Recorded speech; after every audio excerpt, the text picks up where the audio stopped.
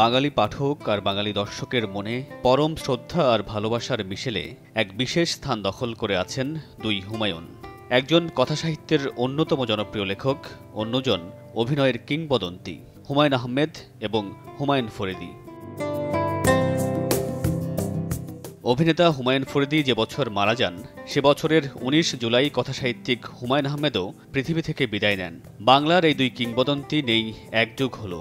দুজনের ব্যক্তিগত সম্পর্ক ছিল বেশ আন্তরিক, এমনকি নামের মিলের কারণে একজন অন্যজনকে মিতা বলে সম্বোধন করতেন।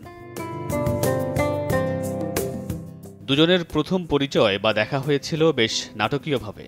হুমায়ুন আহমেদের মিতা শিরোনামের একটি লেখায় দেখা যায়, একদিন বেইলি রোড দিয়ে যাচ্ছিলেন হুমায়ুন আহমেদ। হঠাৎ খেয়াল করেন ফুটপাতে বসে কে যেন আয়েশ করে চা খাচ্ছে।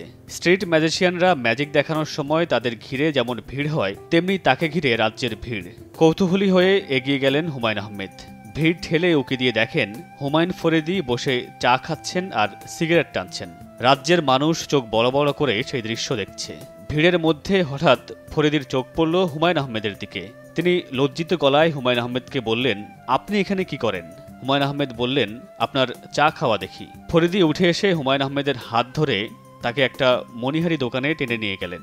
সেলসম্যানকে বললেন, আপনার দোকানের সবচেয়ে ভালো কলমটি আমাকে দিন, আমি মিতাকে গিফট করব।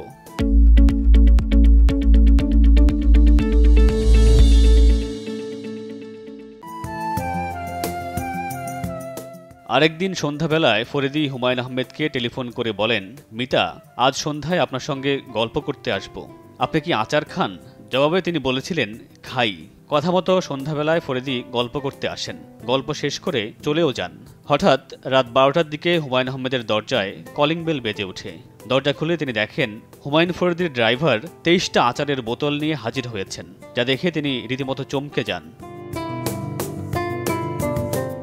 ১৯৯০ সালের দিকে চলচ্চিত্র নির্মাণ শুরু করেন হুমায়ুন আহমেদ। ২০০৪ সালে মুক্তিযুদ্ধের প্রেক্ষাপটে তিনি নির্মাণ করেন শ্যামল ছায়া। এই সিনেমায় গুরুত্বপূর্ণ ভূমিকায় অভিনয় করেন হুমায়ুন ফরিদী।